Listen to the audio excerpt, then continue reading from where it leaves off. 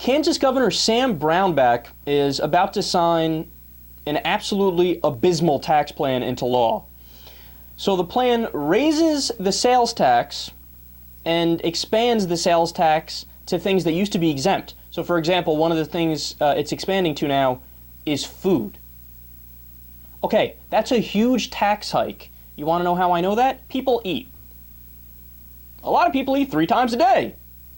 A lot of people eat more than 3 times a day. All of a sudden, a whole new area of taxes, right? What happened, Republicans? I thought you were against taxes. I thought you're the party of cutting taxes. That's what you guys always say.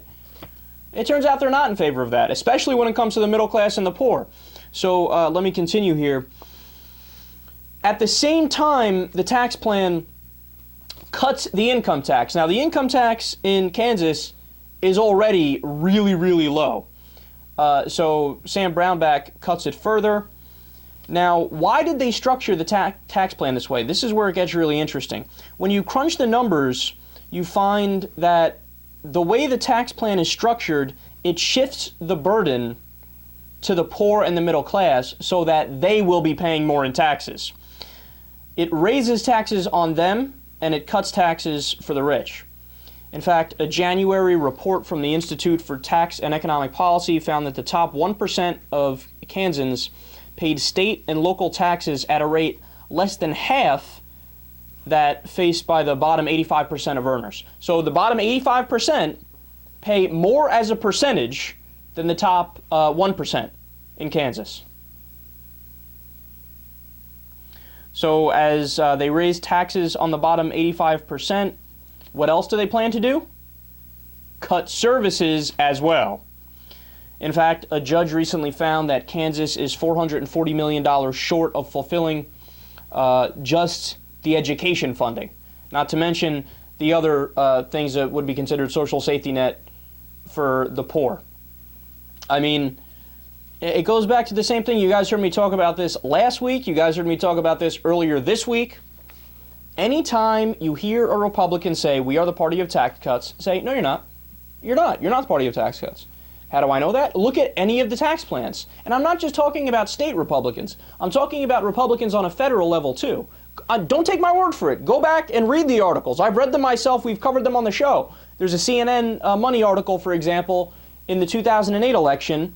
They compared John McCain's tax plan with Obama's tax plan. What did John McCain's tax plan do? Raise taxes on everybody who made less than about $150,000. What does that mean? It means that upwards of 90% of the American people would see a tax hike under John McCain.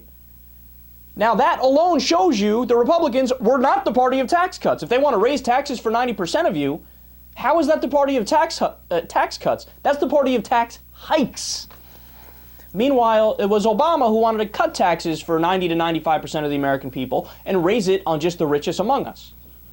Again, I'm not a mathematical genius, but the numbers are right in front of you. You can see that the Democrats are more in favor of tax cuts for more people in the country. But since the Republicans are so good at messaging and they know how to hammer home their point,